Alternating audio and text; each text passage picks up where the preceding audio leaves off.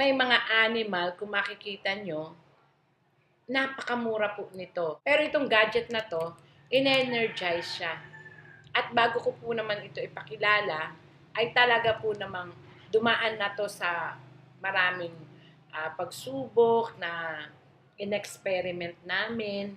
At may mga gusto rin pong magpatunay na talagang naka-energize at nakatulong sa kanya. Kailangan talaga ang bahay ng ornament. Sa table, kailangan po ito.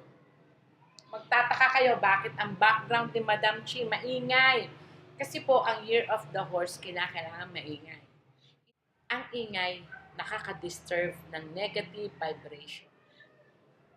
Kailangan mo tumilaok ng tumilaok para lang sabihin kung ano ang nararamdaman mo. Kasi deep inside, pag hindi ka nagsalita, sasabog yan dito at nagkikreate yan ng negative vibration sa buhay nyo, sa buhay natin.